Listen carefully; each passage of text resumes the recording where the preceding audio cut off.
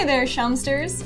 Last week, Tesla debuted its first mass-market electric car, the Model 3, and boy was the world stoked.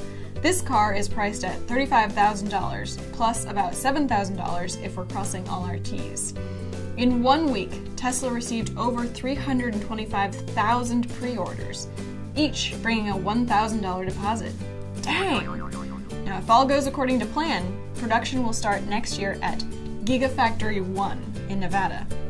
Elon Musk, chief executive at Tesla and all-around pot stirrer, said this Gigafactory will produce more lithium-ion batteries than all other factories in the world combined. That is, until they build the even bigger factory. Just kidding. Now, this factory produces not only car batteries, like the one that's in the Model 3, but also batteries called Powerwalls, which cost $3,000. You mount them on your wall in your home, and they power your home overnight. How nifty is that? My question is, what's all the fuss about these batteries anyway? Don't we use rechargeable batteries every day in computers and cell phones? How come using them in our cars and to power our electric grid is such a big deal? The answer lies in the difficulty in making big batteries. Batteries are easy to make on a small scale, but once you scale them up, the small idiosyncrasies in how batteries work start to build up and become more important, and it makes them more costly. The thing is, these technologies are actually turning out to be the key to weaning us off our dependence on fossil fuel and combating the climate crisis. Clean energies like wind, solar, and hydroelectric may be renewable energies, but they are not reliable or predictable sources. The sun sets every night and the wind changes literally with the wind. We need a way to store energy, whether it comes from sunshine, wind, or water, when it's plentiful, just like we charge up our cell phones, and then use that energy when we need it.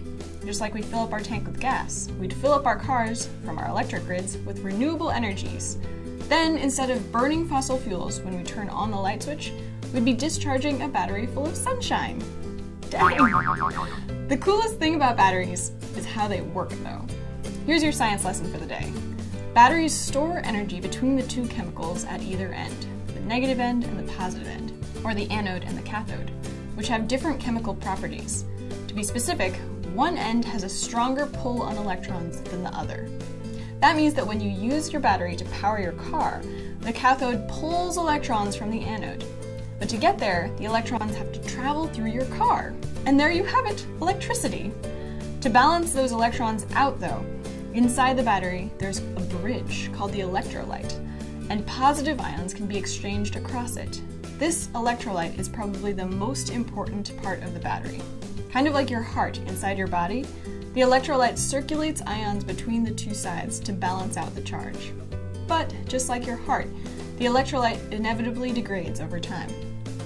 Now, lithium is essentially the most reactive element on the periodic table, which is why most of the batteries we hear about are lithium-ion batteries. New kinds of batteries, like lithium-air batteries, which use lithium on one end and oxygen from the air on the other, may be just around the corner. But we've got a lot of work to do before then.